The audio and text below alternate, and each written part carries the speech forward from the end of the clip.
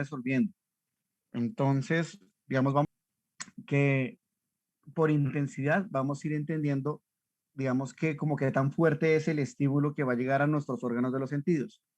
Habíamos dicho que hiperestesia es el aumento de la intensidad de la percepción como tal. Entonces, les había dicho que, por ejemplo, había una propaganda en la cual se estaba promocionando como el Bonfiest o algo así como para el guayabo, en el que las personas, digamos, en esta resaca, por así decirlo, percibían a través de los órganos de los sentidos como mayor intensidad. Entonces, las personas en esta propaganda, por ejemplo, se les corría la cortina de la cama, entraba la luz y sentían como un rayo, digamos, de grandes, digamos que como de gran luminosidad, entraba, digamos, a la habitación y le iluminaba todo. Eso es a lo que se llama la hiperestesia. Ahí dice, todos los sonidos son altamente oídos, todos los colores luminosamente vistos, una tela roja parece una llama, el acto de cerrar una puerta retumba como un cañonazo. Así lo describía el psiquiatra Jasper en su momento. ¿En qué situaciones importantes o clínicas nosotros podemos sentir las hiperestesias? Entonces, algo que es común es, por ejemplo, en el aura de la epilepsia, antes de que la persona tenga una crisis convulsiva o después en lo que se conocen los estados posictales, como que el sistema nervioso puede ser en un momento determinado más sensible. También, por ejemplo, cuando se consume sustancias psicoactivas. Se ha descrito que con la marihuana, con el cannabis, las sensaciones en piel táctiles pueden aumentar. También, por ejemplo, en estados de agotamiento, cuando uno se encuentra muy cansado, puede sentir también intensamente más, por ejemplo, el ruido. Hay estados emocionales, por ejemplo, los trastornos de ansiedad, del grupo grande del espectro de la ansiedad, que pueden también, digamos, hacer referencia a esto, un aumento importante en la intensidad, por ejemplo, espera un momento,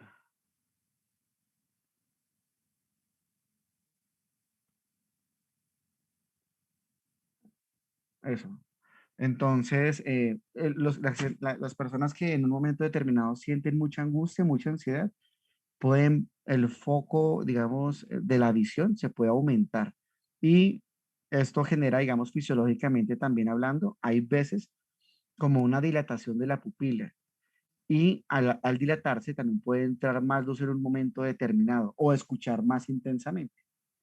La ansiedad, digamos, podría decirse que es polimorfo o sintomática. Quiere decir que con un estado de ánimo incómodo, aumento de intensidad, desorganiza el sistema nervioso central y se pueden describir muchos síntomas. Es como, no es que simule mucho, sino que se presenta bajo la ansiedad un montón y un sinnúmero de síntomas. Bueno, hipoestesia, entonces va a hacer referencia a la disminución de la intensidad de la percepción de los estímulos. Hemos dicho, por ejemplo, que dentro también de los estados depresivos, somos como poco reactivos al medio en el cual nos encontramos, no solo porque tenemos la atención disminuida, que se conoce como hipoprosexia, y también a la falta de motivación del medio circundante, sino también lo que involucra el estado del ánimo hacia los órganos de la sensopercepción. Podemos escuchar menos intenso, menos claro. También hay veces hay algo que se llama la anestesia afectiva, que el individuo en estados, digamos, de melancolía, de depresión, digamos, graves, casi que psicóticas, es decir, con pérdida del contacto de la realidad, podría perderse la sensibilidad táctil. Entonces, eh, se podrían cortar, por así decirlo, la piel sin llegar a sentir el dolor de la cortadura como tal. Hay algo que se conoce como un fenómeno interesante que se conoce como el cutting. Cuando estamos en estados de ansiedad muy intensos, de alguna forma nuestra mente quiere no sentir más este desagrado, como este dolor emocional. Entonces, ha pasado que grupos de personas, sobre todo más mujeres, pero eso puede verse tanto en hombres como en mujeres, se lesionan y se cortan, se laceran la piel. Eso se llama cutting. No es que se quieran suicidar, sino que al lesionarse la piel, recordemos las fibras C del dolor, hace que de alguna forma bloquee el dolor emocional. Pero también es cierto que no están sintiendo el dolor que llevaría el acto de irse cortando la piel. Esto es un ejemplo también de la hipoestesia, cuando hay mucha ansiedad o también mucha irritabilidad. Por ejemplo, siento un, entre comillas, mal genio muy intenso y yo le pego un puño a la pared. En ese momento me puedo fracturar los huesos del carpo o metacarpo, pero no sentí que me fracturé en ese momento, sino la irritabilidad como que nubló de alguna forma la percepción de la fractura. Eso también puede ser hipoestesia. En el delirium, que es lo que se llama el síndrome mental orgánico, cuando una persona está, digamos, con daños importantes a nivel de neurotransmisión cerebral, sobre todo cuando hay infecciones sistémicas y sepsis, el individuo también pierde esa desconexión importante sensorial del medio. Y en el agotamiento muy grave también puede ocurrir. Y la anestesia ya es la abolición de la sensibilidad en general. Cuando se va hacia el dolor, esta anestesia se conoce como la analgesia. Entonces, todos hemos sentido un dolor muy grande en un momento determinado, por ejemplo, cuando salen las cordales, también cuando nos fracturamos y el médico nos da un analgésico, sentimos que la intensidad del dolor, digamos, va desapareciendo. Eh, en estados mentales se puede ver también cuando existe una pérdida del contacto importante con el medio, haciendo referencia a la catatonía, cuando vimos las conductas psicóticas, por ejemplo, cuando vemos conductas psicóticas o cuando hay depresiones muy marcadas. Bueno, eso también lo vimos un poco la clase pasada, cuando lo que estamos percibiendo se va a alterar en su tamaño y en su forma. Eso se llama meta, como el cambio de las morfopsias.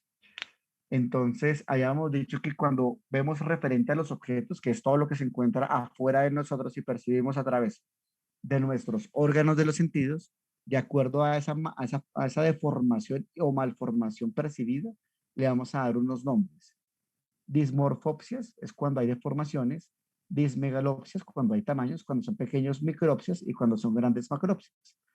También se puede ver cuando hay daño neurológico.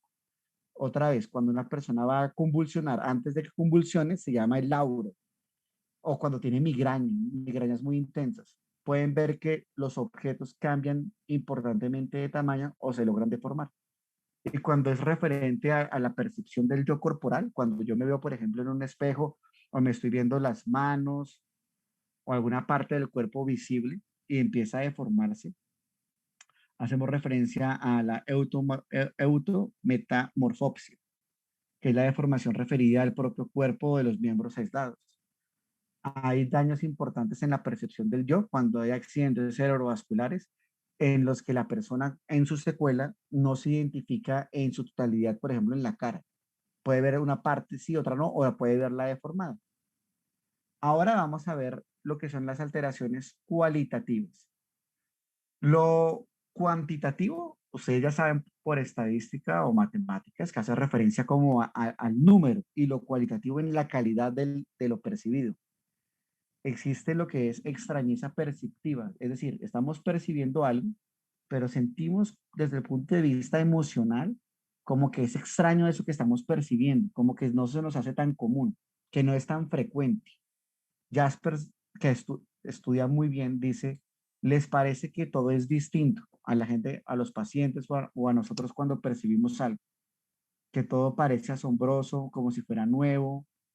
Eh, Aquí les hablaba, por ejemplo, más adelante lo discuto otra vez, pero en la percepción hay veces del tiempo secundario al estado de ánimo anómalo. Los fenómenos de desrealización entran en esto, en lo que son las alteraciones cualitativas.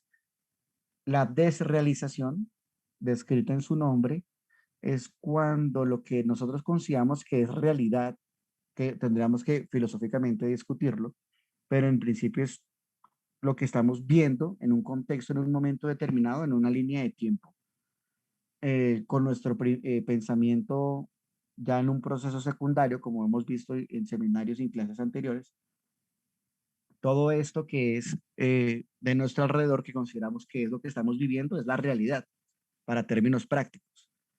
en momentos de nuestras vidas o en patologías mentales, el individuo puede percibir que esta realidad, aunque sabe que es la realidad, porque la conciencia se lo dicta así, y la orientación temporoespacial también, y su pensamiento también, puede que perceptivamente y afectivamente lo haga dudar.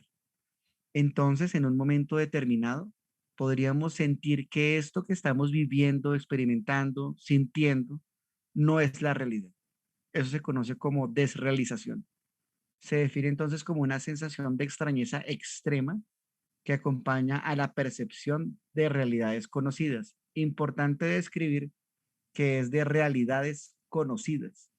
Es decir, como que de alguna forma yo sé y conozco que esto es mi realidad, pero siento como si esto no fuera así. El entorno parece como irreal, nebuloso, insólito. Cuando, por ejemplo, nos dan una noticia de gran impacto emocional que nos genera una gran intensidad en angustia, en tristeza o miedo, podemos empezar a sentir que esto no puede ser cierto, que esto que me acaban de decir me lo están diciendo en lo que no es mi realidad.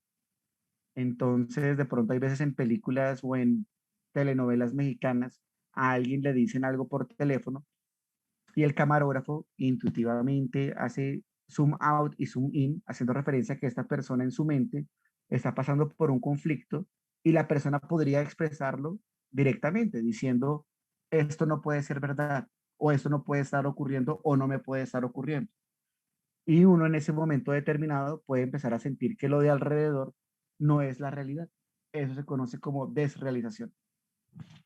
Ahora, la despersonalización es algo similar, pero cuando se siente subjetivamente que arranca propio de mi mente.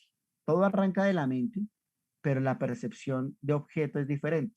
La desrealización es cuando el entorno lo noto como extraño, como no debería ser esta la realidad y mi realidad.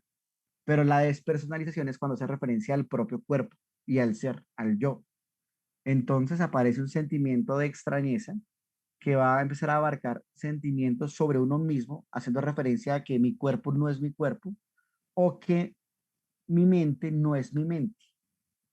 Puede ser cuando uno está muy cansado y también cuando se consumen sustancias psicoactivas o cuando hay un daño propiamente encefálico en su fisiología. Y esto puede ser por infecciones cerca de la meningitis, alteraciones hidroelectrolíticas, deshidratación, estudiense el síndrome mental orgánico o delirium, unas sustancias psicoactivas más que otras, sobre todo las alucinógenas, o el boxer o algunos inhalantes. La persona empieza a sentir que esa persona no es esa persona. Existe también dentro de la génesis de la esquizofrenia el brote psicótico. Antes de que aparezcan los síntomas y signos clásicos de criterios diagnósticos de la esquizofrenia, el individuo que nace con esquizofrenia y que va a desarrollar a futuro esquizofrenia, antes de que se desarrolle, empieza a sentir estos dos fenómenos bien interesantes, la desrealización y la despersonalización. Empieza a sentir que el entorno no es el entorno o no es como debería ser y que él por momentos no es él. Entonces también cuando lo describen los pacientes, como cómo han arrancado sus síntomas, eso se conoce como fenomenología, el estudio del fenómeno y del síntoma. Ellos empiezan a hablar en primera persona de cómo han venido sintiendo eso de ser esquizofrénico antes de que empiecen a alucinar y que empiecen a tener las ideas delirantes importantes, pueden empezar a decir que desde el punto de vista perceptivo, a nivel cualitativo del yo y del entorno, sienten desrealización y despersonalización. Bueno, ahora sobre los supuestos reconocimientos. Ya les había explicado antes el déjà vu, que es esa ilusión de que esto que ya estoy viviendo pareciera que lo acabara de vivir hace poco. Se diferencia de la desrealización y también pues de la despersonalización por característica importante descrita en la que se dice que esto que estoy viviendo no es que me parezca como si no fuera real, sino que me pareciera que lo acaba o lo he vivido antes, todo esto al tiempo. Esta persona que me está hablando con esta luz en este espacio y en este tiempo, se me hace muy, muy familiar. Tan familiar que yo diría, pareciera que esto ya ha ocurrido antes. Y uno intenta buscar o evocar la memoria, a ver en qué momento, y Buenas. no lo encuentra. ¿Sí? Bueno.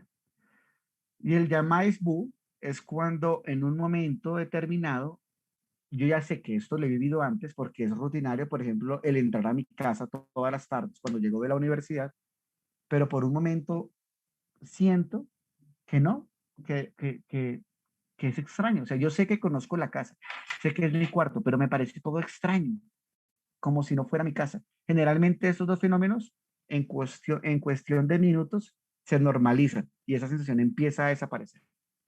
Ahora los trastornos en la vivencia del tiempo. Eh, como todos sabemos, digamos, vivimos en un contexto físico, ¿no? Con una leyes bien descritas con las que nosotros aprendemos, pues, física y más adelante, aunque no seamos, pues, matemáticos ni físicos, entendemos que el tiempo es longitudinal, ¿no? Que no se puede ir hacia atrás, que la medida está estandarizada y que tiene unas características que ya conocemos todos. Pero frente a lo que es la vivencia, desde el punto de vista subjetivo del individuo, sí podemos entender que cambia, generalmente asociado a estados afectivos. El ejemplo que habíamos puesto la vez pasada es, a ver, cuando yo estoy con la persona que quiero y estoy enamorado, a pesar de que yo sé, pues que una hora es una hora, puedo sentir que ese tiempo pasa muy rápido. Y cuando me doy cuenta, ya el tiempo se ha acabado y me tengo que ir a mi casa, pero percibí que duró muy poco tiempo. O cuando nos montamos, por ejemplo, en una montaña rusa, sentimos que esos 2 o 3 minutos de lo que dura, pues, el trayecto en la montaña rusa, fue eterno, duró como media hora perceptivamente.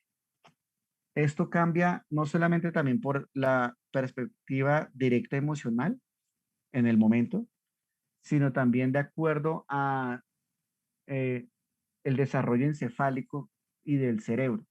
Cuando somos muy pequeños y no tenemos bien desarrollado la corteza prefrontal, puede existir también asociado a la falta de la modulación afectiva, las alteraciones en la percepción del tiempo. Cuando somos pequeños, por ejemplo, podemos recordar que el paseo a la casa de la tía, de la abuela, a la finca, duraba años, pues, o de ir al colegio en el bus. Pero cuando somos ya, digamos, adultos, jóvenes, el tiempo se hace mucho más corto. Bueno, lo que tendríamos que ir analizando es qué fenómeno ocurre en qué momento de la vida de cada pues, uno de nosotros y de los pacientes, qué tan frecuente es el fenómeno, a qué se asocia y cómo se viene presentando. Porque cuando estén hablando con el paciente, ellos empiezan a ir describiendo, doctor, yo he venido sintiendo, me pasa algo extraño, y es que siento como que yo no soy yo, como que yo, a ver, yo sé que soy yo, doctor, pero empiezo a pensar por momentos que de pronto no soy. Ahí tendríamos que ir evaluando. Recuerden la clase de pensamiento, si el individuo está teniendo una ideación delirante o no, y también la clase del afecto, qué tan ansioso o cómo se ha venido sintiendo, con otros componentes semiológicos, cómo viene durmiendo, cómo viene comiendo. ¿Listo? Bueno, esto nos va a ir armando un síndrome. Entonces vamos a ir colocando en una bolsa desde el punto de vista de la semiología del examen mental, qué esferas mentales se han venido alterando, qué presenta cada esfera mental y la congruencia entre todo, que es lo que yo quiero hablar más adelante, digamos, cuando ya terminemos las clases básicas del examen mental, cómo lo vamos integrando para ir mirando qué es. Lo ideal sería ir tratar de identificar si es lo que hablamos al principio, anómalo o no, y cómo es que ha venido ocurriendo, y si le genera a la persona una alteración en la funcionalidad o no. Porque también es cierto que les he dicho en todas las clases que nosotros como seres humanos experimentamos todo lo que hemos visto, casi, de pronto no tanto la idea delirante, pero todas las figuras semiológicas de todas las esferas mentales, pero que no alteran nuestra vida porque no es muy intenso ni permanente. Entonces, cuando vean síndromes más adelante y cuando vean propiamente psiquiatría, se van a dar cuenta que es todo lo que ya hemos visto, solamente que en una combinación ideal para el desarrollo del trastorno puntual. Bueno, ahora vamos a hablar de algo muy interesante, Profe, una que pregunta, son qué las pena. alteraciones.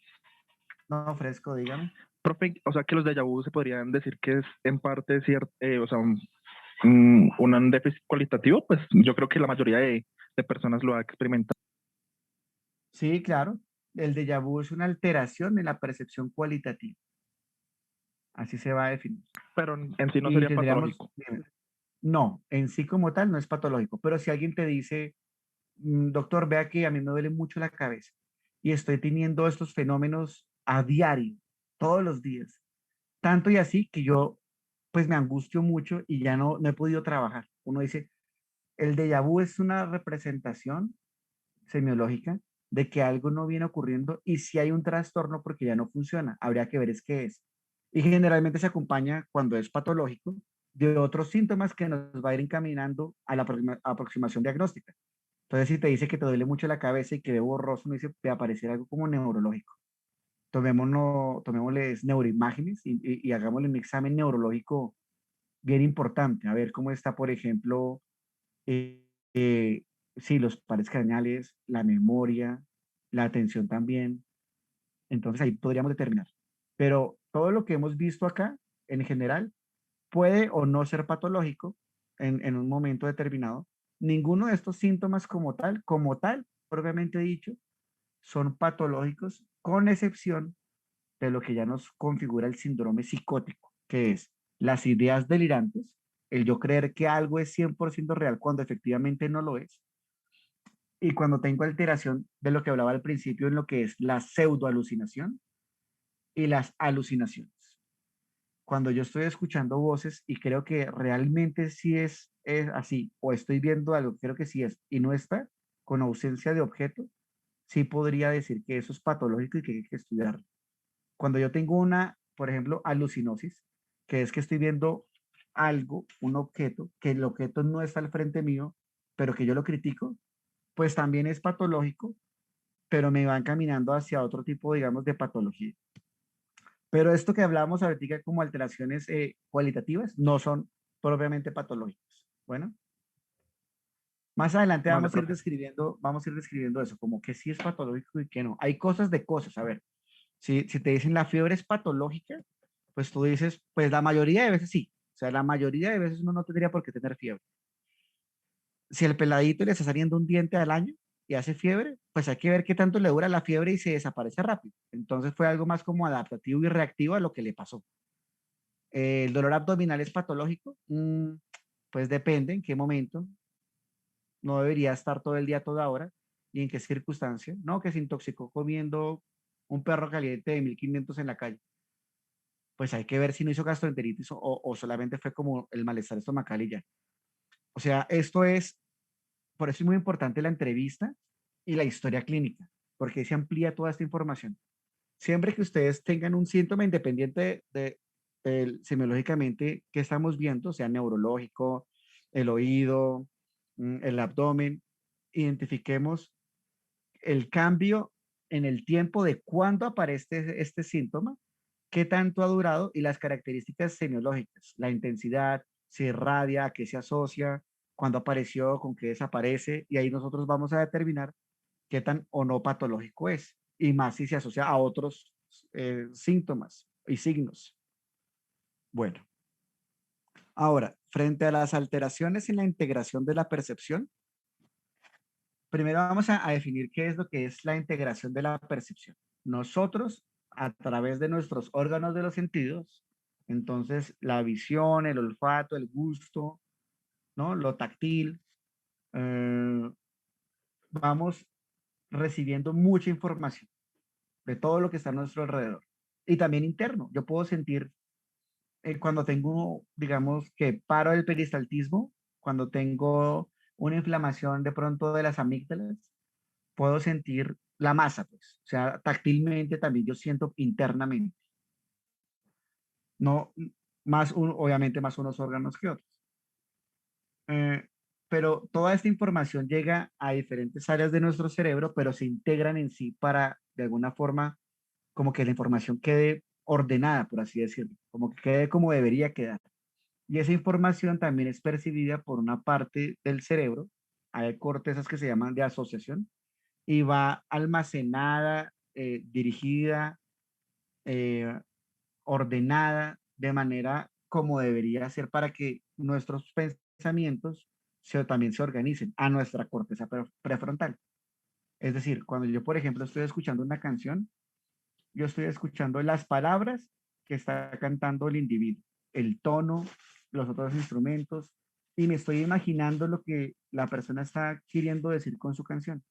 Todo ocurre porque existe algo muy armonioso en el cerebro, perfecto, en comunicación de todo, neuronas, interneuronas, que la información me llegue y yo la puedo entender. Cuando hay daños cerebrales importantes, esto empieza a perderse, esta integración, y es lo que vamos a hablar de la alteración en la integración de la percepción. Esto sí ya es más patológico, si uno lo empezara, digamos, a vivir, a presenciar, a sentir, a percibir. Entonces, hay algo que se llama escisión. Cuando hablamos en el marco del ascenso percepción y decimos que hay una escisión, es cuando esta información que nos está llegando, ¿verdad? Nos llega, pero por fragmentos, como un rompecabezas, pero no armado. Entonces, se define el objeto percibido, por ejemplo, música, se desintegra en fragmentos o elementos más simples. El paciente es incapaz de formar los lazos habituales de esa información que está llegando, ¿verdad? Pero reconoce que está llegando. Entonces, le damos acá este ejemplo. Dice, un pájaro trina en el jardín. Para los que no saben, el trino es lo que, pues el sonido que hacen los pájaros. Por eso en Twitter ponen el trino. ¿Qué trino dijo qué persona? Entonces Twitter es un, si no se han dado cuenta, es un ave que bota un sonido, entonces abstractamente en la aplicación se habla que el pájaro está hablando cuando alguien pone un mensaje. Entonces repito, un pájaro trina en el jardín, el pájaro está cantando en el jardín. Oigo el ave, ya sé que trina, entonces la información me está llegando al cerebro por el órgano del oído. Entonces digo, ok, perfecto.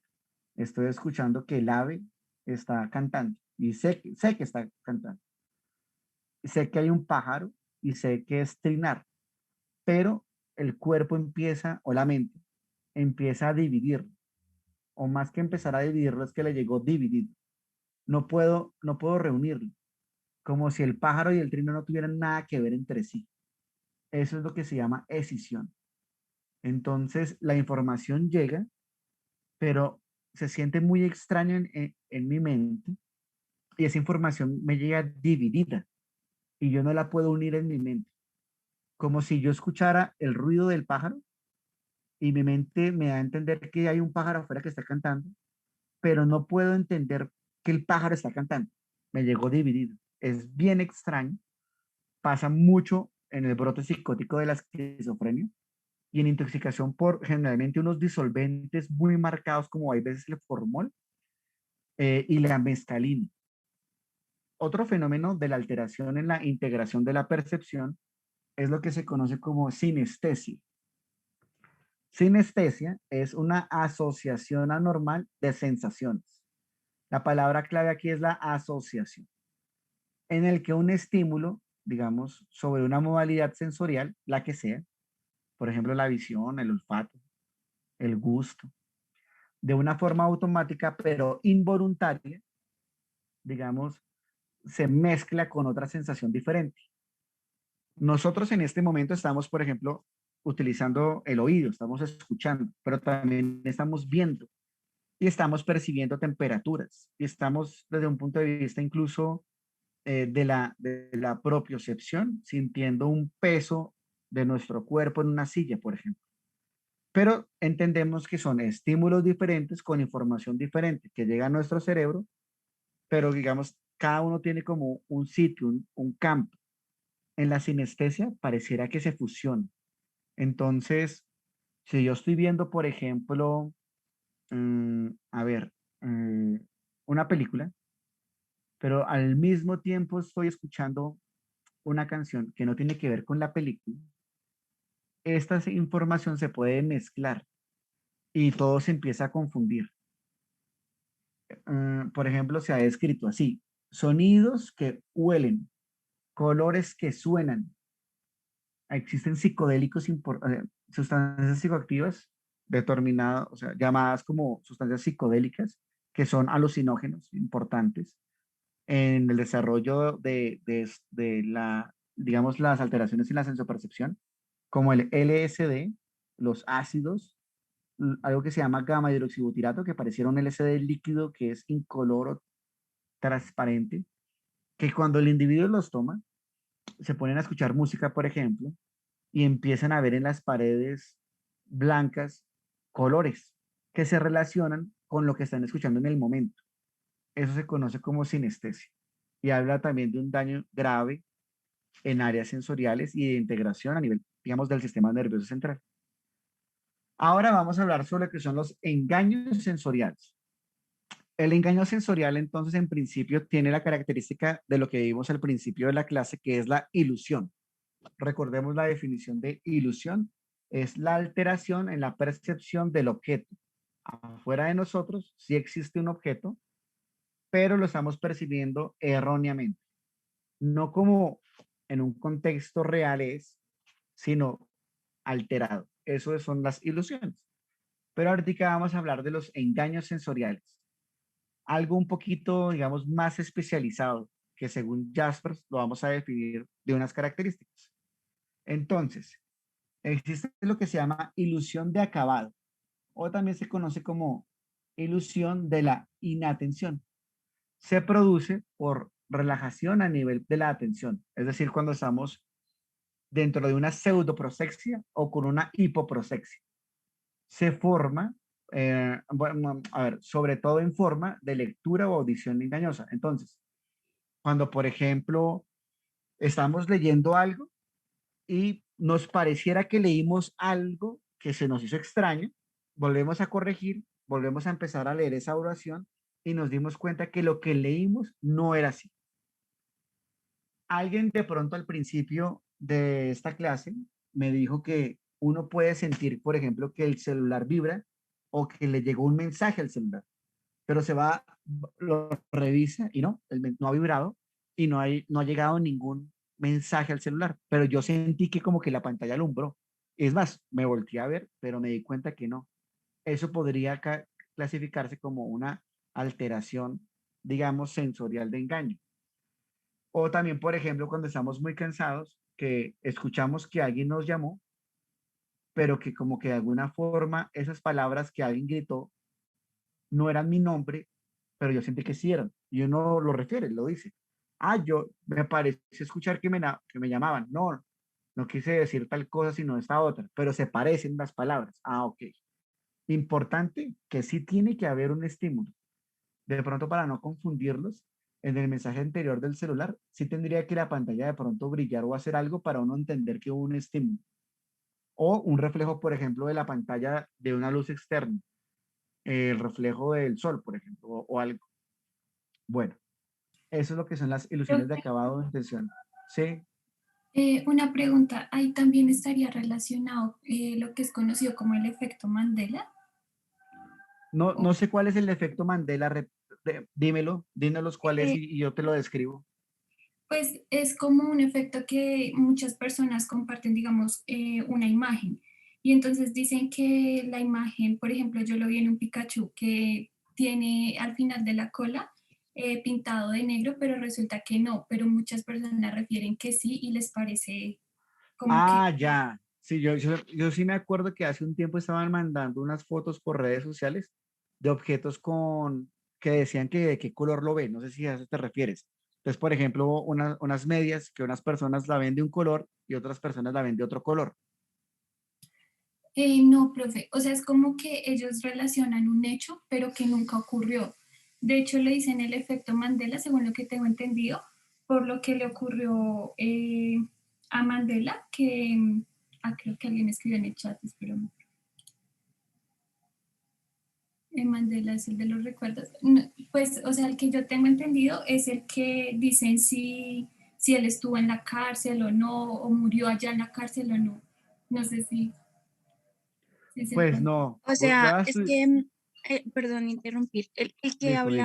el que habla Estefanía es, o sea, sí, es como lo recuerda cada persona. Entonces, el ejemplo que ella daba del Pikachu, digamos, tú viste Pikachu y entonces para ti el Pikachu no tenía la punta de la cola negra, pero otra persona sí recuerda que toda su vida vio al Pikachu de la otra forma. ¿Sí me hago entender? Ese es el Sí, efecto. Sí, sí es ese. bueno, pues lo podemos empezar a definir semiológicamente hablando. Entonces, si existe el objeto externo, entonces ya lo vamos a empezar a identificar si es una ilusión o no.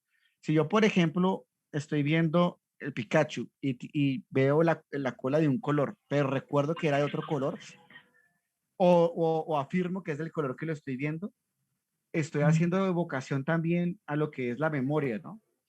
Pero no estoy teniendo acá engaños, porque lo estoy viendo en un preciso o en un color determinado y lo que tendría que ver es si lo vi de una forma u otra. Es decir, no está ocurriendo en un tiempo presente, sino tendría que empezar a evocar la memoria si esto ya ha ocurrido antes o no. Pareciera más como una alteración de la vivencia desde el punto de vista de la sensopercepción hablando. Es decir, como que recuerdo haberlo visto de otra forma, pero como que en este momento no. Pero como no está ocurriendo en la cuarta dimensión en este momento, en la línea de tiempo, no sería un engaño sensorial directo. ¿Sí me entienden? Como vendría siendo algo más similar a lo jamás visto o ya lo he visto, más como por ese lado. Bueno, vamos a continuar. Listo, profe, gracias. Listo. Espérate, alguien tiene como un micrófono ahí.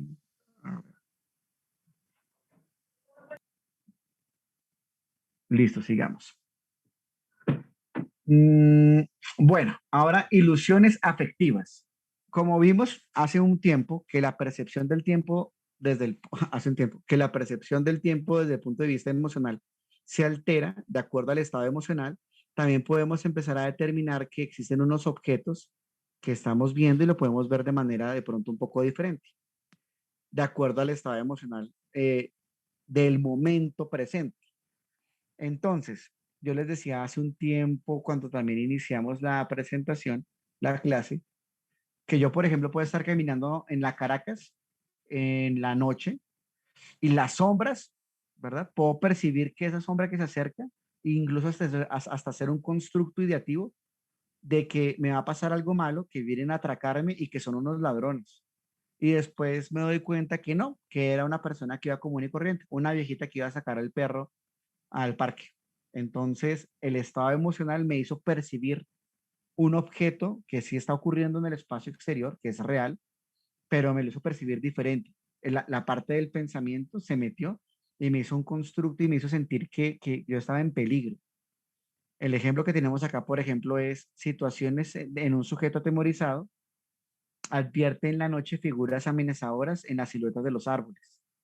Cuando uno es muy pequeño o más pequeño, también les explicaba al principio del curso que si uno está, por ejemplo, acaba de ver una película de terror, por ejemplo, entonces, 3, 4, 5 añitos, se coló en películas para adultos que están viendo los primos o los hermanos grandes y vio, yo qué sé, Chucky, Alien, Depredador, cualquier película de ciencia ficción o de terror que lo atemorizó en un momento. Este niño que se va a dormir, este niño bebé que se va a dormir, se va con un estado emocional alterado a su cuarto, le apagan la luz y ya le dicen que es hora de dormir. De pronto él no dice nada para que no lo regañe la mamá de él porque estaba viendo esas películas para adultos, pues. Entonces al acostarse empieza a sentir como esta ansiedad, este miedo y empiezan a ver sombras en su cuarto, un montón de sombras. Y su imaginación, su parte ideativa, con esta parte emocional alterada, hace que su senso percepción empiece a presentar eso, las ilusiones afectivas. Entonces empieza a ver, por ejemplo, como el televisor del frente mezclado con una lámpara que está al frente del televisor, hacen una figura de un muñeco diabólico que lo va a asustar. Eso se llaman ilusiones afectivas.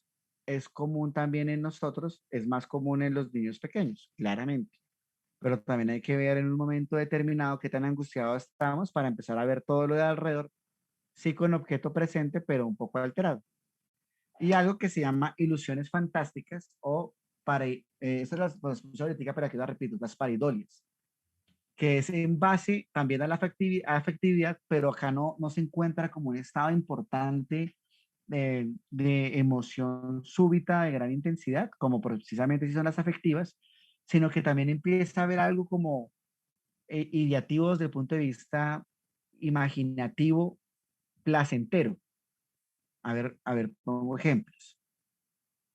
Entonces, si ven la imagen, yo veo más o menos como que nubes, objetivamente, pero dentro de las nubes como si se fuera a aparecer como un Cristo o Jesús o Dios o algo.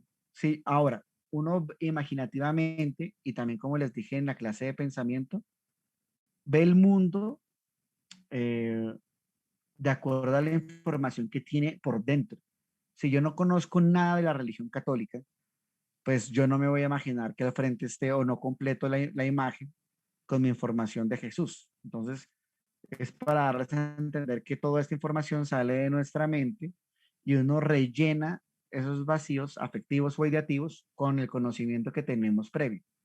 Entonces, en una pareidolia, que es una ilusión fantástica, fantasiosa, como que vemos en cierta medida lo que queremos ver desde un punto de vista imaginativo y fantasioso, pero que va acompañado también con una sensación como de gusto, placer o alegría y con esta información que les digo que se ha venido almacenando en nuestra vida. Entonces, por ejemplo, si estamos en la iglesia del 20 de julio, en Semana Santa, nosotros somos católicos, apostólicos y romanos, una fe espectacular y gigante, y es una tarde brillante y las nubes se forman y alguien dice, vea, se está apareciendo Jesús que nos va a decir algo. Y todos volteamos y vemos como unos rayos de luz que atraviesan una nube y dentro de la nube aparece lo que aparece en la diapositiva. Podemos tener esto, una ilusión de esas características sin que sea delirante, sin que sea alucinación. No es que ellos estén en un delirio colectivo, es erróneo, no es que estén psicóticos y hay que darles antipsicóticos, no. Es un estado emocional con ese componente afectivo en el que están dando una representación de algo externo que sí está ocurriendo, pues con lo que acabo de describir. Bueno, muy bien. Ahora vamos a hablar sobre las pseudo alucinaciones, que vamos a recordar un poco la definición al principio de la clase. Una pseudo alucinación, la palabra pseudo hace referencia a como si fuera casi, ¿no? Casi, pero no lo logró ser.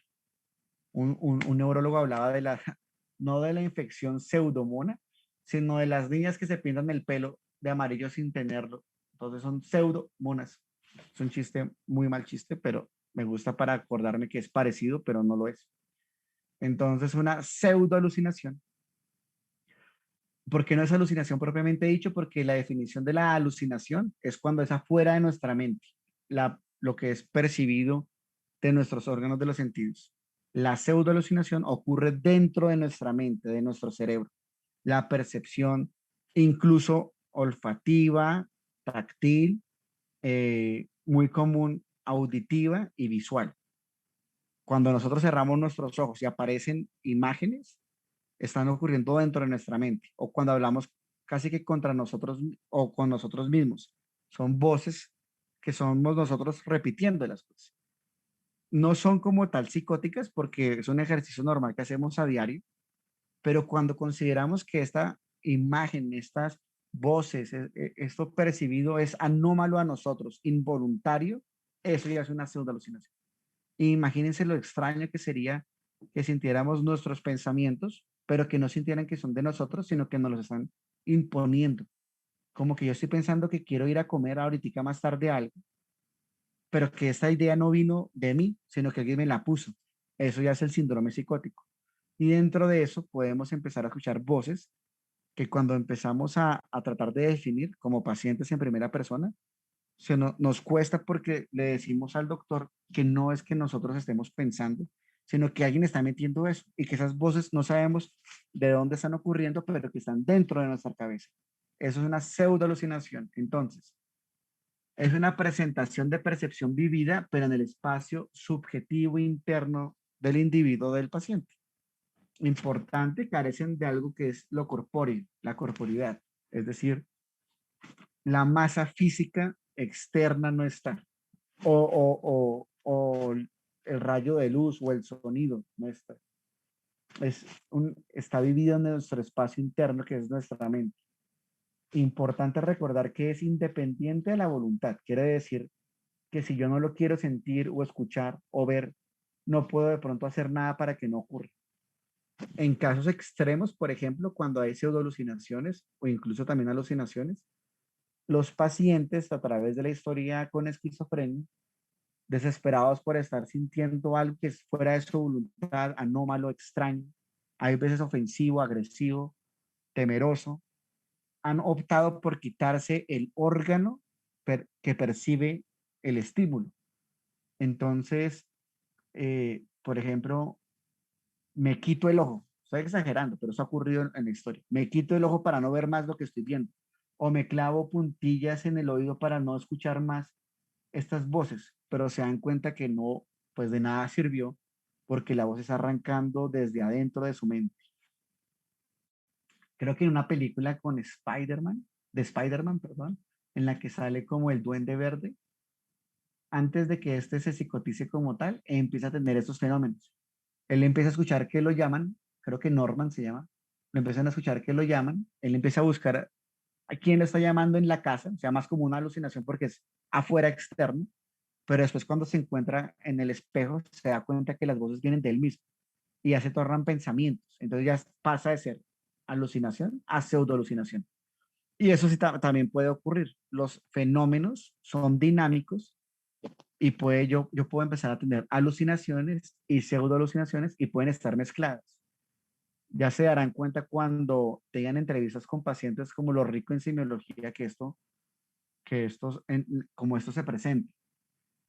Entonces, aunque son vividas como fenómenos subjetivos, quiere decir que aunque son vividas en nuestro espacio interno, ¿verdad? A diferencia de recuerdos o fantasías que son propios de nosotros, esto pareciera que es externo e impuesto. Son más claras y reales. Cuando nosotros, por ejemplo, recordamos, ¿qué le dijo su mamá esta mañana antes de salir? No, pues que me cuidara.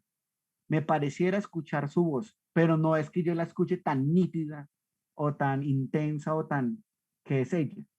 También en la pseudoalucinación sí se presenta este fenómeno, pero muy claro, muy vívido, pues, y anómalo y ajeno, que hace que sea bien extraño. Entonces, las imágenes o el sonido o el ruido, digamos, llega como muy intenso y muy claro. Esto, si lo abstraemos y empezamos a pensar en esto, pues es muy extraño. Nos angustiaría un montón, ¿no?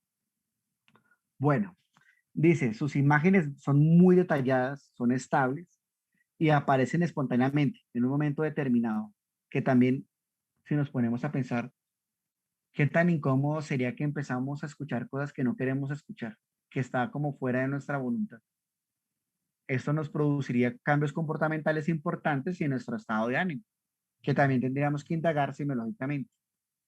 Si no existiera un cambio comportamental importante o afectivo y el paciente les dice que está escuchando, pues uno semiológicamente podría entender que está mintiendo, por ejemplo, o que no es tan cierto esto que está diciendo o lo está describiendo mal.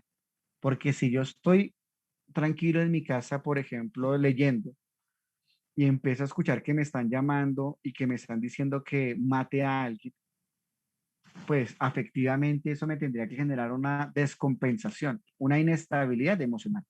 Yo me tendría que sentir como angustiado, temeroso, de esta voz, ¿por qué me está diciendo esto? Y más porque estoy escuchando esto. Si empiezo a hacer crítica, entonces haría la pena entender que es una alucinosis, ¿no? Que también igual me gustaría, pero ya diría, no lo tengo que por qué estar escuchando, me voy de una urgencia. Pero si digo, oiga, sí, alguien me está diciendo que mate a mi mamá y hasta que no la mate no puedo seguir en paz. Creo que lo tengo que hacer. No sé qué es, no sé quién es, pero sí sé que es alguien o algo y me lo está ordenando. Este ya, digamos, es un cuadro claro psicótico.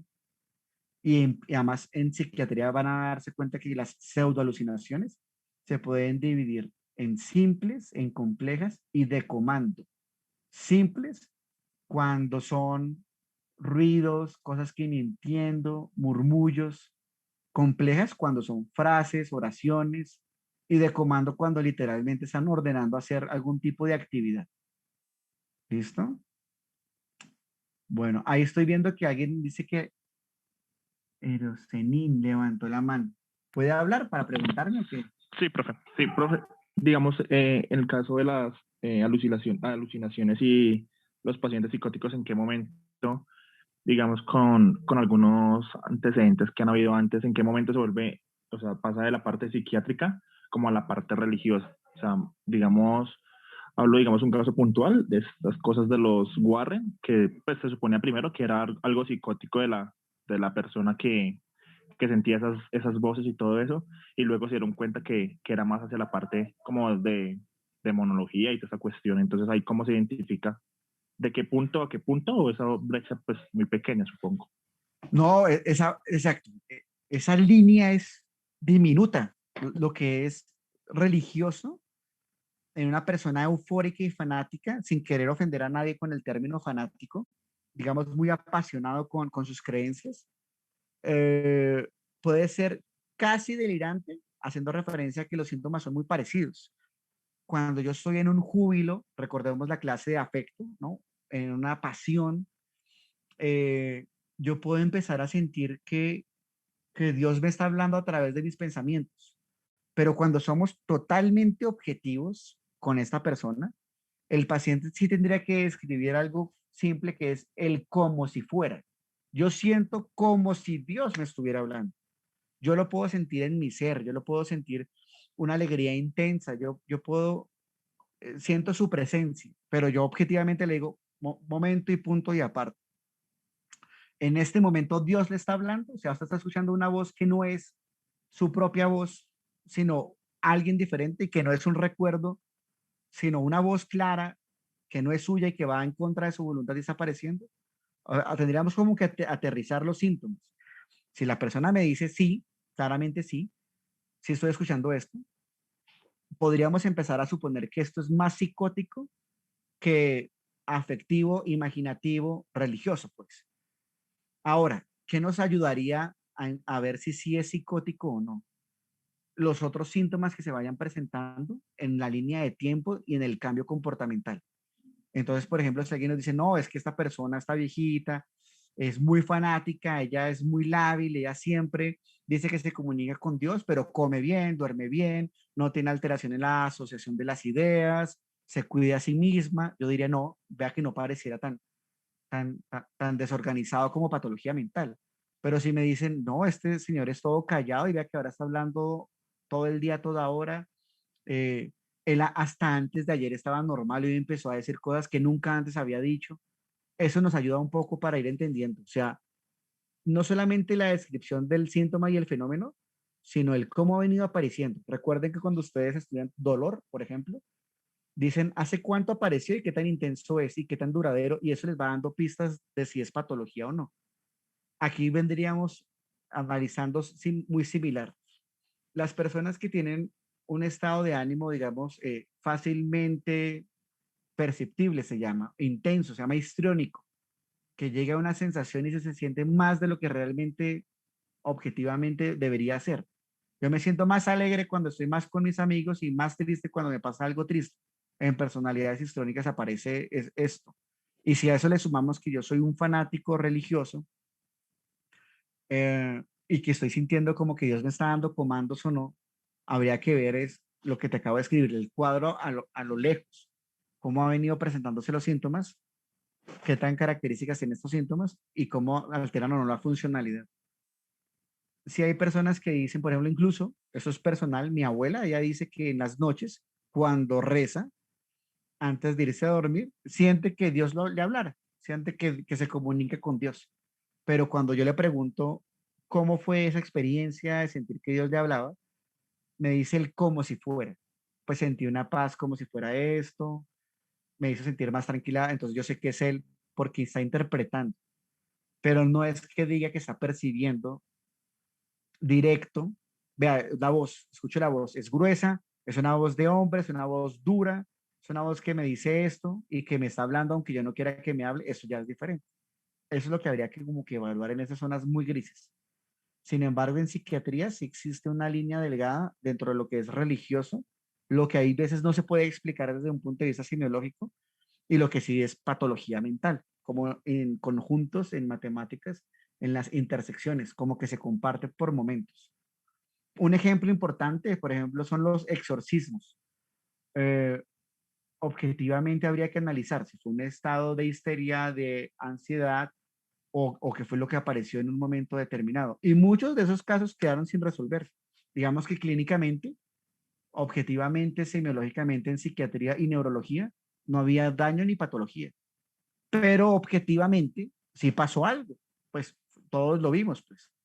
Entonces son, sí, son situaciones que habría que empezar a ver con lupa y mientras más semiología sepa uno y mejor estudiarlo, pues más fácil le queda distinguirlo. Bueno, listo. Eh, el síndrome de Kandinsky es cuando estas pseudo alucinaciones se acompañan con frecuencia de un carácter de imposición, o sea que fueron impuestos. A mí alguien me está diciendo que haga esto y que lo ponga. No solo el comando, sino la orden directa. No es lo, o sea, es lo mismo, solamente que es interesante que en semiología también, de acuerdo a cómo se presenta el fenómeno, pueda adquirir unas características de nombre, pues. Bueno, a ver, continuamos.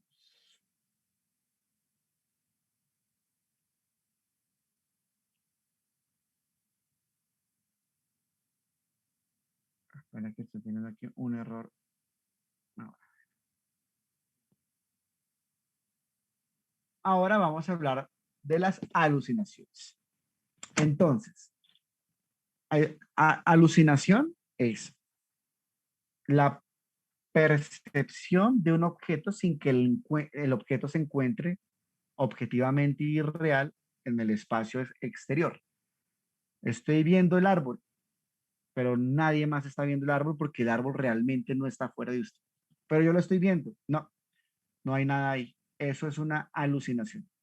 Estoy escuchando que mi mamá está hablando. Señor, su mamá se murió hace 3 años.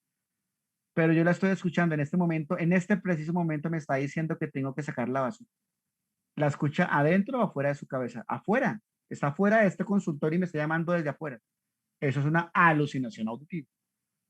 ¿Usted cree, señor, que esa voz es real? Sí, claro, ya está mi mamá. Pero su mamá no que se murió. Sí, yo sé que se murió, pero afuera me está llamando. No hace la crítica y dice afuera está. Eso es una alucinación. Entonces, viene del Cicerón, errar, engañar, equivocarse, desviarse, pero importante término, recuerden Esquirol, cuando nosotros vimos un poco de historia, Napoleón, ¿verdad? Entonces, lo característico es como lo egosintónico. Este fenómeno importante que está ocurriendo en mi mente, sí está ocurriendo por alto, sí es real y está fusionado conmigo. Lo egodistónico, cuando tenemos alucinosis, sentimos, oiga, está ocurriendo dentro de nuestra mente, pero no debería estar ocurriendo. Bien extraño, voy a consultar, voy a pedir ayuda, voy a empezar a preguntarme por qué está ocurriendo esto, sabiendo que no debería estar ocurriendo. Entonces sí es importante escuchar cómo el paciente relata el contenido del pensamiento y su fenómeno en sensopercepción para saber si va más hacia un lado o hacia otro. Solamente con cómo lo percibe nos cambiará grande el diagnóstico y también el tratamiento. Muy importante, por eso les digo la semiología. Entonces dice, un nombre que tiene la íntima, haciendo referencia en su mente, en su percepción interna, convicción de percibir realmente una sensación. Así lo empezó a describir en 1838. Cuando ningún objeto exterior capaz de producir tal sensación aparece ante los sentidos. Está en un estado de alucinación.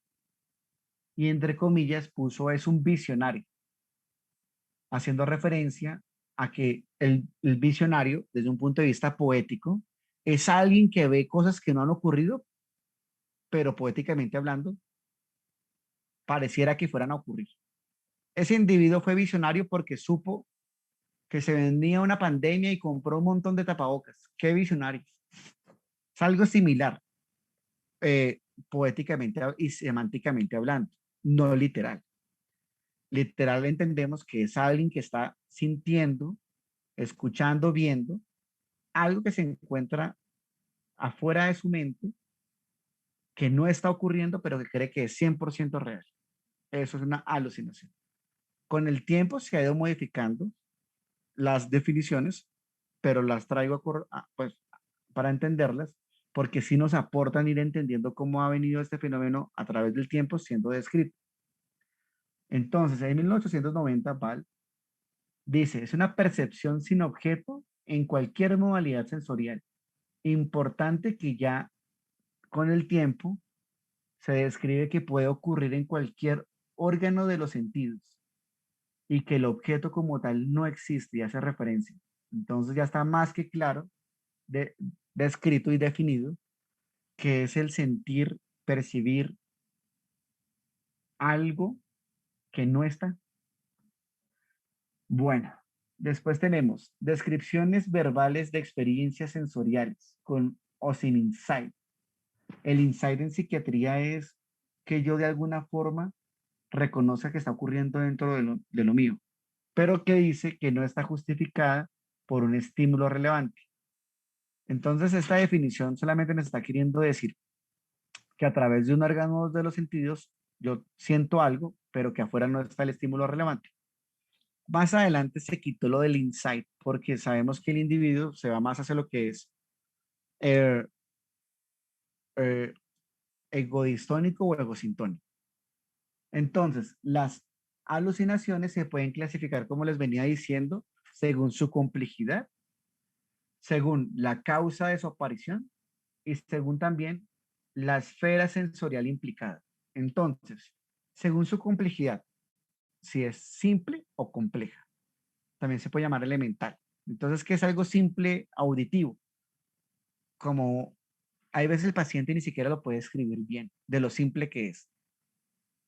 Podría decir un ruido, chasquillo, eh, un sonido, un pito, que a veces se confunde con el tintus, que es ese pito que queda, por ejemplo, después de ir a un concierto, que hay daño de otolitos, entonces puede quedarse un pitico. Hay pacientes que pueden describir el tinnitus, pero que cuando uno sinológicamente va a evaluar, el otorrino y el neurólogo le dicen, no, no es esto. Y se lo mandan a psiquiatría y puede ser una alucinación auditiva simple. Generalmente son como, cuando hay esquizofrenia, como murmullos, como si alguien estuviera muy lejos hablando sin entender qué es. Pero lo complejo mejora la calidad, la intensidad, como la fonación externa de quien lo estuviera diciendo. Eso es. Si fuera visual, una alucinación simple es una sombra, de pronto, una masa amorfa, de pronto una luz a lo largo en el horizonte. Obviamente descartando alteraciones importantes neurológicas y primarias de los órganos de los sentidos. Y si es compleja, entonces sangre que sale debajo de la puerta, monstruos, fantasmas, animales descritos, eso es. Generalmente en esquizofrenia y al principio es más simple que complejo. Cuando hay daño neurológico es más complejo que simple. Cuando hay encefalitis o deliriums, pareciera que es más complejo que simple las alucinaciones. Entonces, de la característica de cómo se presente, podríamos decir si está psicótico o no el paciente y si es de origen mental, orgánico, metabólico y cerebral neurológico con daño, pues, o por consumo de sustancias. Eso, el consumo de las sustancias cuando producen alucinaciones son más complejas que simples.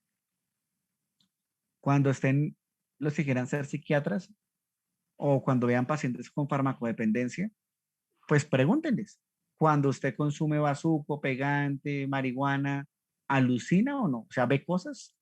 El paciente les dirá sí o no. Y si sí, ¿cómo es? Fuera de su cabeza, dentro de su cabeza, voces, ¿qué les dicen?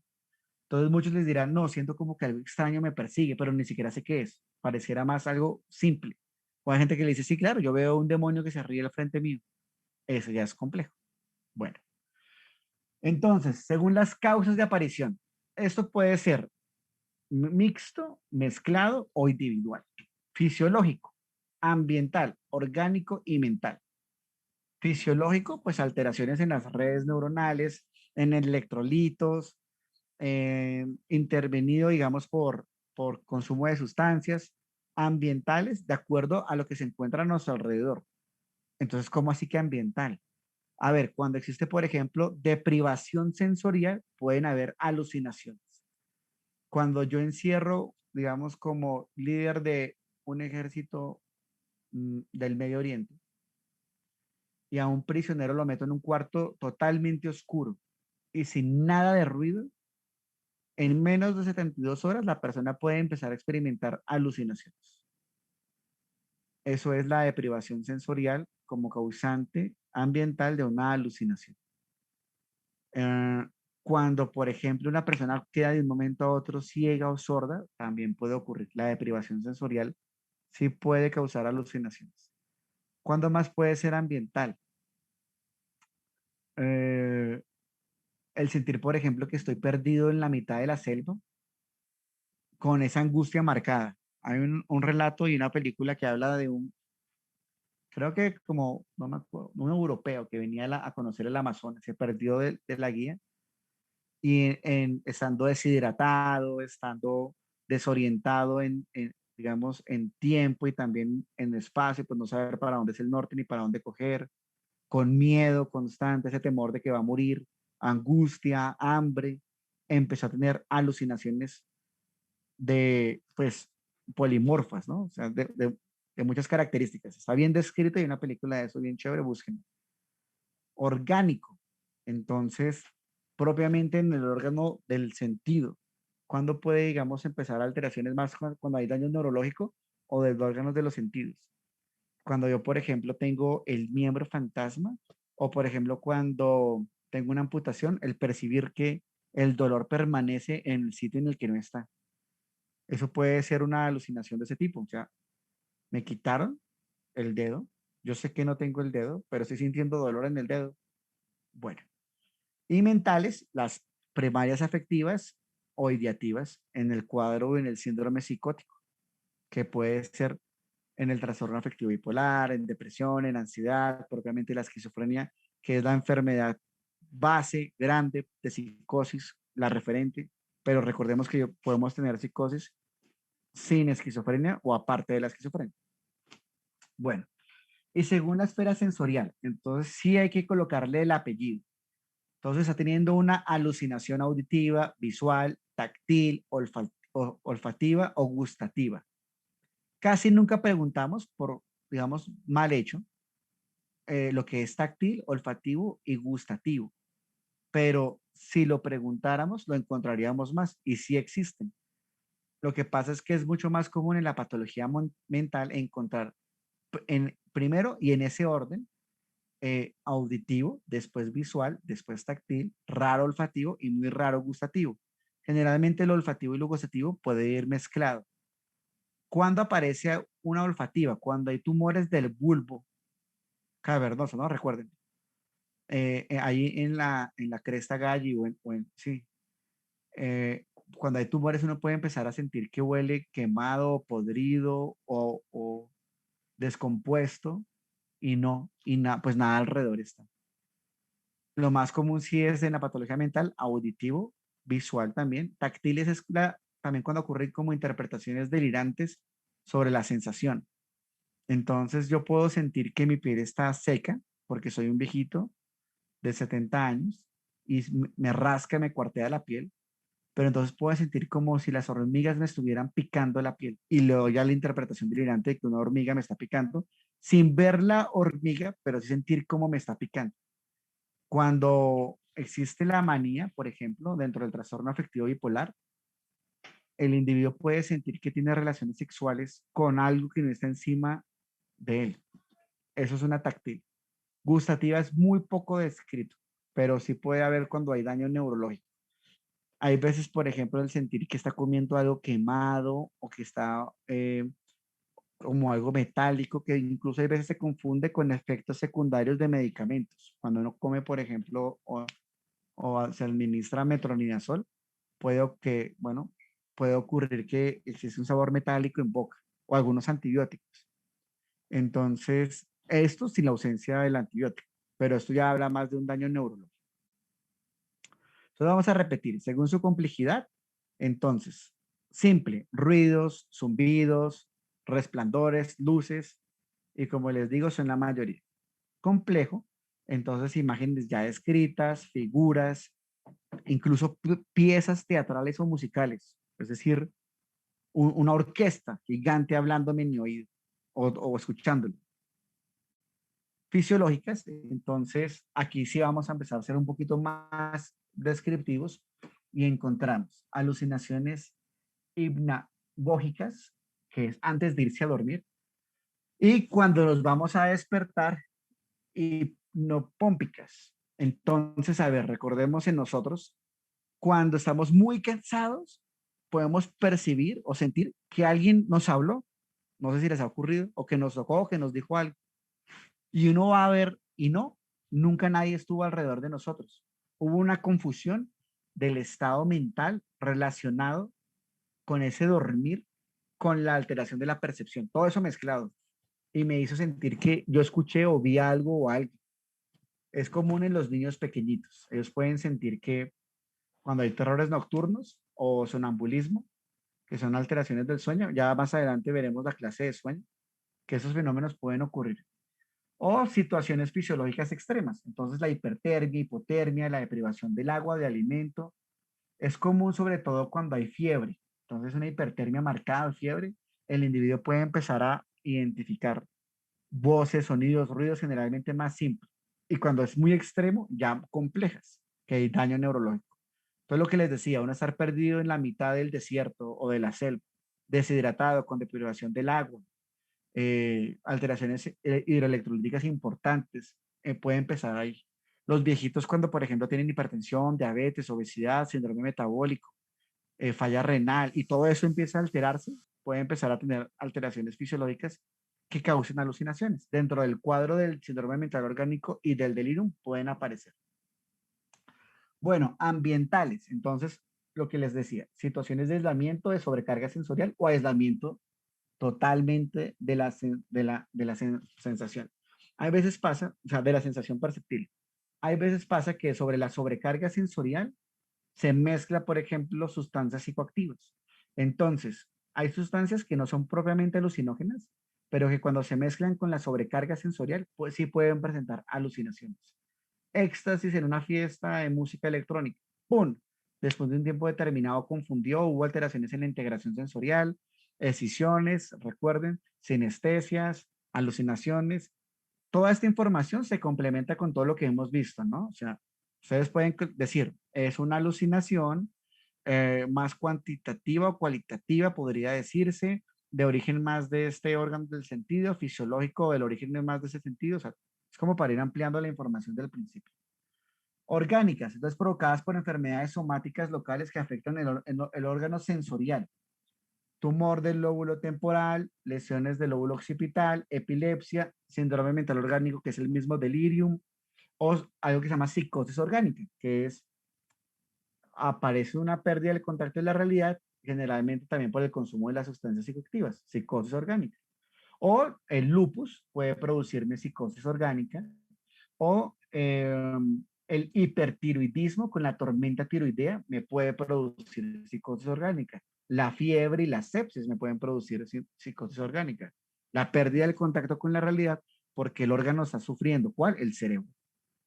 Y mentales o psiquiátricas, que es lo que les decía sobre la esquizofrenia, el trastorno afectivo bipolar, pero en principio, más frecuente estas dos, pero en principio, cualquier patología psiquiátrica me puede llevar a una psicosis.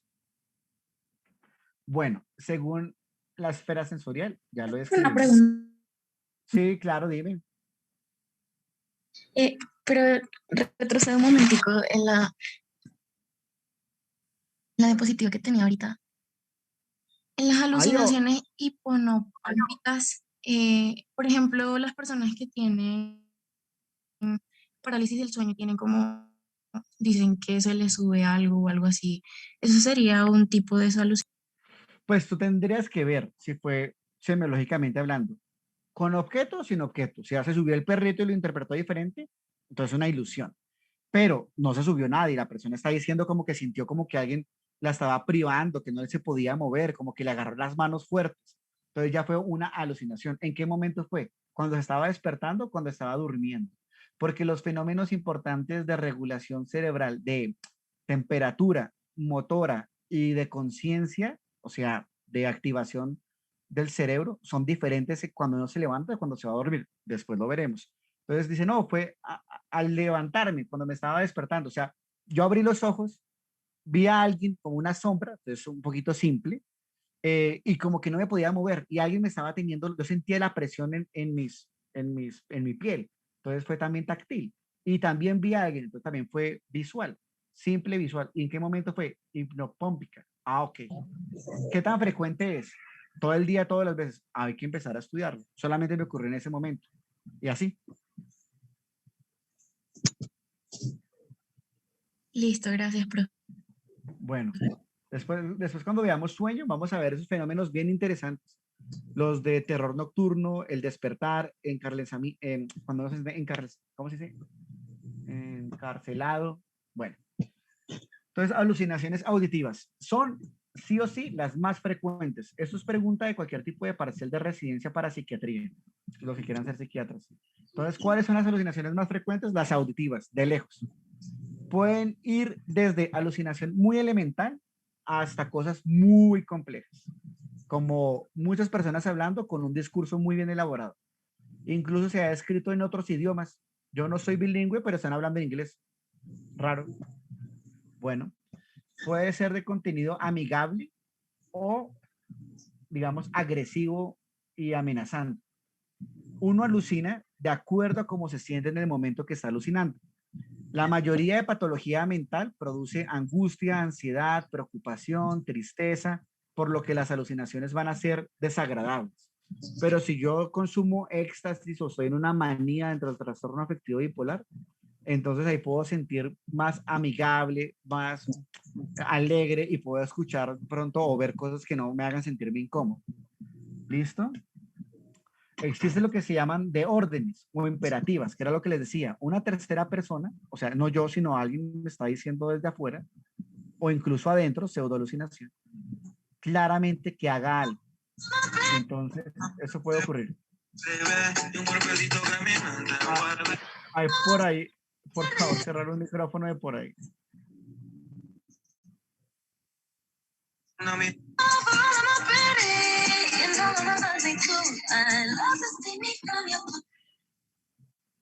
¿Ya? Estefanía, apaga el micrófono. Bueno, continuemos. Entonces, de tacto. Vamos a hablar de tacto. También se conoce ápticas. Recordemos, dentro de los que les gustan los videojuegos, el control áptico del Play 5. Entonces, de contacto. Entonces, hace referencia mucho a lo que es cutáneo, ¿vale? Pero más adelante en semiología francesa, uno incluso podría definirlas como se podría dentro del propio cuerpo. O sea, yo puedo sentir que dentro de mi estómago algo se está moviendo. Entonces también son ápticas, las táctiles. Se dividen en pasivas de formación y activas. ¿Pasivas qué es? Los pacientes sienten que les agarran cualquier miembro, ¿no? Los brazos, las muñecas, la cara, que son quemados, que les hacen cosquillas. que les atraviesan, por ejemplo, con tornillos o puntillas la piel, sienten que se les paran encima del pecho, que los están estrangulando. Cuando uno está frente al trastorno de estrés postraumático, por ejemplo, con antecedente de haber sido eh, violado, una agresión sexual, el individuo puede sentir con el tiempo lo mismo que sintió en su momento, como la presión en el cuello o cuando de pronto lo golpearon. Son, digamos, bien afectivamente intensas, por así decirlo. Se incluyen acá las alucinaciones térmicas. Entonces, por ejemplo, el sentir que estoy sintiendo calor o frío. Muchas personas, cuando tienen esquizofrenia y tienen esa temática mística, pueden empezar a sentir que el ambiente, antes de que escuchen la voz, se pone frío, como si un fantasma ingresara o un espíritu al cuarto, la temperatura empieza a bajar, sienten frío, incluso pueden temblar, ¿no? Tener como ese temblor del frío, y ahí empiezan a escuchar las voces. Es bien interesante cuando eso empieza a aparecer dentro del fenómeno de la psicosis. De hecho, muchas películas de terror cogen esta información y pues, la muestran teatralmente como, pues, como se supone que la tiene que mostrar. Bueno, muy frecuente en la esquizofrenia. Deformación, entonces son sensaciones que están sobre la piel, entonces, o bajo de ella, o en los órganos internos, lo que les decía ahorita, el sentir como, vea, dentro de mi mente, yo siento que en el cerebro o en el oído hay un insecto y se está moviendo y lo estoy escuchando. Y no hay ningún objeto extraño, le hicieron resonancia al paciente, claramente a la semiología del oído no encontramos nada, pero el paciente dice que ahí está. Eso puede ser deformación. Hay un paciente que decía que dentro de su estómago había un gusano que convivía con él. Cuando se le hizo la endoscopia, se le preguntó, o bueno, no se le preguntó, sino le hizo como una confrontación quien le hizo la endoscopia, que muy seguramente es el gastroenterólogo, y le dijo, pero ya le hice la endoscopia y no hay nada, no hay nada que se esté moviendo que usted, pues del por qué usted me dice que algo se está moviendo adentro. Y el paciente en su psicosis le dijo, es que usted le hizo la endoscopia, fue el gusano que hay adentro. Cuando metió, digamos, el aparatico, la cámara, el gusano abrió la boca y se le metió a él, por eso no lo encontró. Eso también se conoce como interpretación delirante y también es bien curioso y bien interesante cómo el paciente le da la explicación psicótica y delirante al contexto de la realidad. Y las activas, que son muy poco frecuentes, se dan entonces, por ejemplo, en el delirium tremens, que es cuando hay deprivación de alcohol, el individuo alcohólico entra en abstinencia y después empieza a tener de alguna forma estas alteraciones en su piel. Entonces empieza a sentir sensaciones que como hilos, bichos, pero la diferencia, por ejemplo, entre lo pasivo y la formación a lo activo es el cómo lo describe el individuo. Entonces, en el pasivo, siente otra vez que los agarran, chuzones, que algo está ocurriendo pasivamente, podría decirse. El activo es que va cambiando con el tiempo de la presentación. Es un poquito complejo. Para efectos prácticos, solamente se ocurre en el delirium tremens y la sensación de que pueden ser, de que toca, y como dice ahí, hilos o bichitos, sin poder describirlo muy bien. Y deformación que se encuentra dentro de sí. Bueno, alucinaciones visuales, siempre que ocurren, hay que sospechar un daño en el cerebro o una sustancia psicoactiva o una lesión cerebral por un accidente cerebrovascular o una infección. Es muy, digamos, común a una lesión directa. Se dice que son complejas, ya les decía, cuando ustedes ven, por ejemplo, personas o sombras cuando son simples. Las simples son mucho más frecuentes en patología primaria mental. Pero también les quiero ir diciendo que siempre tienen que descartar cuando exista una alteración en la percepción, un daño importante en el cerebro y en el órgano primario de la percepción. Identificar si viene afuera o adentro del cuerpo y si el paciente le hace crítica o no. Ver qué otras patologías tiene el paciente, si las patologías están desorganizadas o, digamos, ¿cómo se dice? Sí, como no manejadas adecuadamente, qué medicamentos está tomando, cómo son los medicamentos que está consumiendo en ese momento, si están en dosis terapéuticas y si ha consumido sustancias psicoactivas.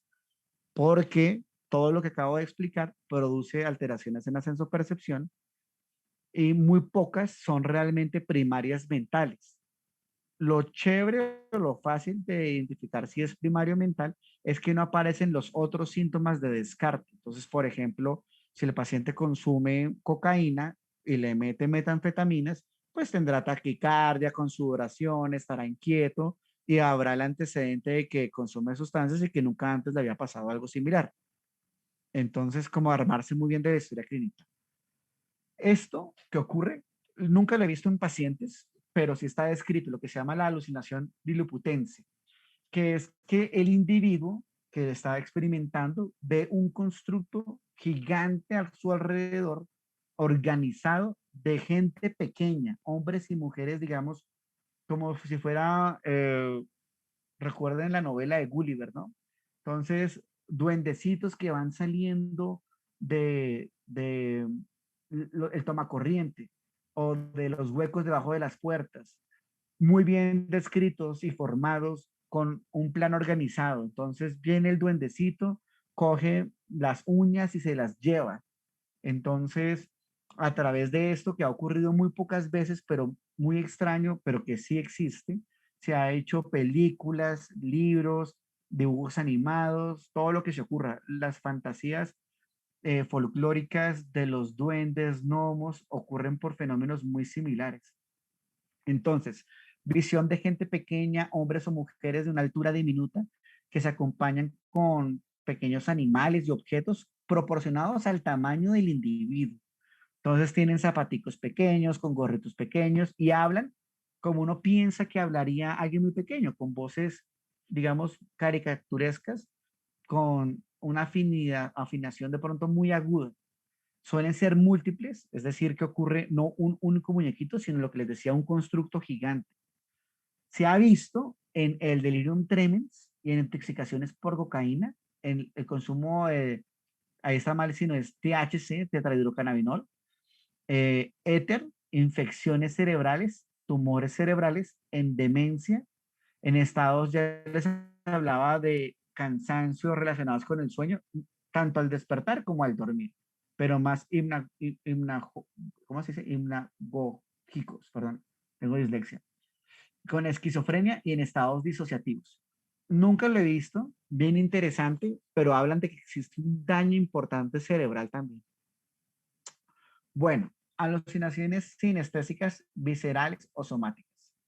Entonces, es la sensación de estar petrificado, por ejemplo, en la que yo siento que una parte de mi cuerpo de pronto se ha disminuido de tamaño, está vacío o ha dejado de funcionar. Esto se ve en el síndrome de Cotard, cuando existe depresiones melancólicas, cuando existe depresiones con psicosis. El individuo estando triste, angustiado, preocupado, sin dormir, con una enfermedad crónica ya de mucho tiempo, podría empezar a decirle a los familiares que para qué come si su estómago está muerto, que él no puede querer a los demás porque él siente que su corazón ya no late. Pero no lo dice tan metafóricamente, sino más literal. Entonces dice, no, es de verdad, doctor, mi estómago está muerto. Es más, en este momento lo estoy oliendo y está oliendo a podrido. Eso es, digamos, una característica de una alucinación visceral. Y como les digo, pasa en esto que se llama el síndrome de Cotard. Es frecuente también, por ejemplo, la afectación de los órganos genitales. Cuando, por ejemplo, le dice al doctor, yo siento que mi esperma me la están quitando o que siento como hacen que de alguna forma pueda mover los ojos o que me dan ganas de ir al baño, no es influenciado por mí, sino por alguien más.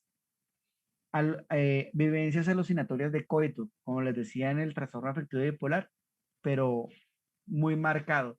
Sintió que tuvo una relación sexual con alguien que no fue nadie, pero fue experimentado como egosintónico, si no, no sería la alucinación. Puede ser vivencias, por ejemplo, también de deformación corporal. Entonces, creer que por dentro o una parte de su organismo se está deformando, se está quemando, se le está cayendo pedazos y no está ocurriendo nada de eso. Alucinaciones sinestésicas, pero ahora también llamadas motoras. Entonces, el individuo puede experimentar como una sensación de desplazamiento activo. Quiere decir que algo está haciendo que funcione, que yo estoy diciendo que no debería estar funcionando. Por ejemplo, mi brazo. Muchas de estas se comparten con estados afectivos anómalos, como por ejemplo una ansiedad marcada, y el individuo siente que el brazo tiene vida propia, por así decirlo. También hay películas que hablan de esto, como una mano que de alguna forma se mueve. Entonces puede existir una alucinación sinestésica motora. Hay que ver si el individuo, para descartarlo del parkinsonismo o de enfermedad como la Corea Huntington, que no tenga voluntad, que no sea permanente y que se asocia a otro tipo de esfera mental deformada. Si es permanente y hay daño estructural visible, entonces uno dice, no, es una lesión motora neurológica. Pero si el individuo dice, no, mi mano me habla, yo siento que tiene un poder sobre mí, siempre que yo duermo con alguien, la mano dice que va a matar a esa persona y la mano intenta ahorcar a la persona de al lado, se podría decir que hay una alucinación sinestésica con componente motor. Nunca lo he visto tan así, pero sí está muy descrito, sobre todo en los Estados Unidos. Bueno, y para terminar, entonces vamos a hablar sobre las alucinaciones gustativas y olfativas. Como les dije, son neuronías. Ustedes recuerden que cuando se va formando también dentro del embrión, pero en el desarrollo de los pares craneales, van muy ligados. El olfativo no pasa por el tálamo y va también ligado con el gusto. Entonces, cuando uno pierde, por ejemplo, el gusto, también puede perder el olfato y al revés.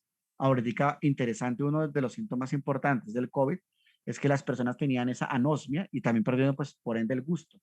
Como les decía, se relaciona mucho con tumores en la parte orbitofrontal. Recuerden ahí la cresta galli y la parte, digamos, del bulbo olfatorio.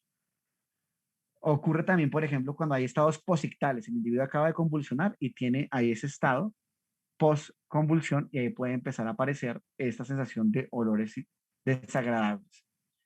En depresiones endógenas ya casi que no se describe esto. Es decir, cuando el individuo tiene, es más, esa depresión ya casi que se dice que está mandada a recoger y que no existe. Pero lo que dice es que hay personas que de alguna forma como que no pueden producir bien serotonina dentro de su organismo, no existe un desencadenante externo grave que haga que se deprime, sino el propio cerebro que no funciona de manera adecuada y como no funciona de manera adecuada, pueden producir muchos síntomas polimorfos y uno de esos son los olfativos con este tipo de alucinaciones.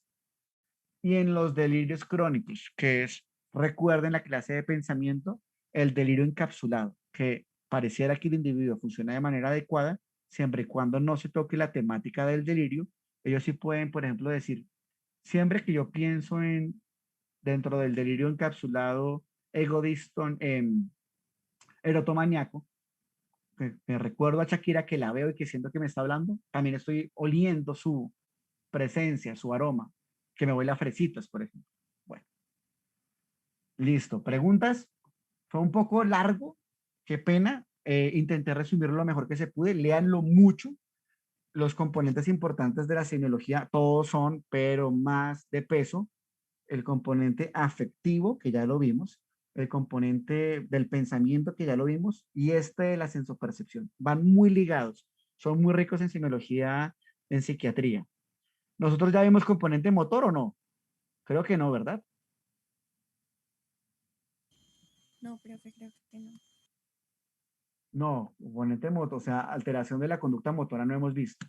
Nos vamos a ver conducta motora y vamos a ver sueño y las integraciones. Entonces, ya les cuelgo ahorita la presentación, estúdienlo. No es tan difícil como uno piensa porque cuando lo repite, ya se van a dar cuenta pues que la mayoría de información ya la tienen clara. Entonces, que estén muy bien, cuídense,